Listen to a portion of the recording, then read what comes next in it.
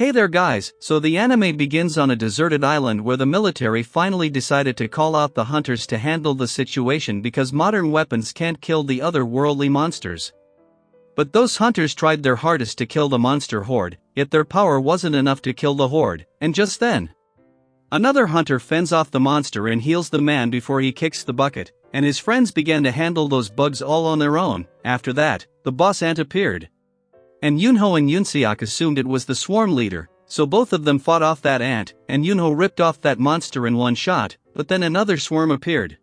And Yunho and Yunseok were fired up to vent out their power, and away from there, the well-known guild of Choi Jongin also engaged in a battle with another swarm. So, 10 years ago, a gate appeared in Seoul, and out of it, monsters began to appear, and modern-day weapons are useless against them, but at the same time, people began to awaken the ability required to kill those monsters, and those people were named hunters. They are ranked from S, A, B, following up to E rank, and once their power is awakened, no amount of training can make them more powerful than 3 years later after the gate incident. A random gate was opened in the city and their two old fogies named Kim and Park met each other. Park was about to become a father of the second child, so he was away for a while from being a hunter. So when Sung comes out there, everyone started to grade him nicely, so Park thought Sung Jinwoo was a big shot, but it was rather the opposite. Kim tells him that Sung is the weakest hunter in the history at the bottom of the E rank. Even a E rank mission was enough to put Sung into the hospital. So anyone can assume if Sung was called by the government for a raid, then that raid is sure to be easy going, but Kim stops there because he didn't want Jin to hear him, but sadly, bro heard everything. Although being the weakest, there's still a girl who's always worried about him. Juhi always cared for Jin's well-being and he tells her that he was injured in his previous raid, but soon, their raid was about to start and Song Chi-yul had become their leader for this raid. He was the experienced one among everyone, but Jin was barely motivated since he only had a knife with a bare amount of magic in it, yet still he gets in with all his courage. All the monster is a problem, and on top of that, a higher-up still wants hunters to bring back resources from the dungeons. So the hunter makes a living by selling out the essence stones they get after killing the beasts, and Jin finally managed to get a E-rank stone from a monster. But he was attacked by a goblin from his back and his blade broke out and Jin got stabbed in his stomach, so Park saved his life in time and Juhi quickly uses her powers to heal Jin. They all risk their life for this stone since its value is unimaginable. These stones can be turned into weapons, gears for fighting, and those mana crystal could be used to generate power as well. So the government's interest in it is quite high. They can generate power through mana crystal, which is a lot safer than nuclear, geothermal or any other methods, the ideal. And clean energy using essence or mana crystals, so the burden on hunters is of a great one, and even the E-rank hunters like Jin had to put their life on the line for the sake of money.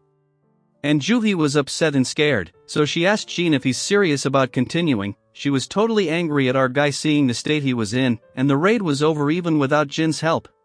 But there wasn't anything to earn much from this raid even for Jin, and someone found a cave at the end of the room. It was a double dungeon, which means there's still more loot ahead there. But the Hunter Association made a rule not to explore an undesignated or unknown area without informing them first, so Song Chi-yul decided to wait for Hunter HQ. But some people were convinced to reap the profits first since they didn't got much from this raid, so Song Chi-yul started the voting, for those who agreed to explore and those who doesn't.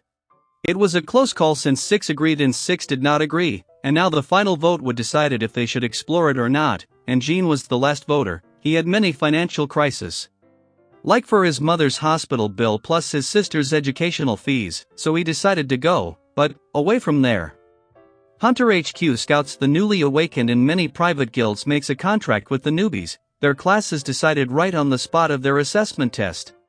So the guild offers them contract based on their use. The most famous one among them is Choi Jong-in's guild, and their guild's best hunter was a girl named Cha Hae-in. So when a girl got mopped on the streets, Cha Hae saved her belonging from those thieves. She has a really otherworldly vibe to her, and everyone recognized Cha Hae-in since she's a S-rank hunter. So she had to run out of there, but, for our guy, Jin, weakest out of all, and he knew Juhi was pissed at him that he voted to explore, he was right on the money. She was angry because she saw Jin was on his deathbed a while ago yet he decided to explore. But that's when they came across another room, so the leader took charge and went inside first. They all entered after him and saw the entire place was surrounded by stone statues and there were no beasts or monsters. But someone found an ancient script, and just as leader Chiyul started reading it, Jui saw the statue in front of them move its eyes. Jean thought it was just her imagination. But the door of the exit got closed and one of them had enough and wanted to leave. He was scared, but in an instant, one statue moved and killed the guy. He was a D-rank, yet he got cut neat and clean, and seeing that, Jean moves his head to see the statue again. Bro was a loser all of his life from the beginning. Every time he entered any dungeon or raid, Jean was always near death, and all he could afford for himself is a cheap knife, and if that's gone, Jean had to fight bare-handed. So he developed the instinct of sensing danger, so he told everyone to move out, and the statue just burned a few of their party members into cinders, and this time, Jean knew he was screwed. But that's where the first episode of the legend ends. But if you all want to watch all the episodes of this legendary anime, then subscribe to the channel and hit the bell icon so you never miss an update. Until then, take care.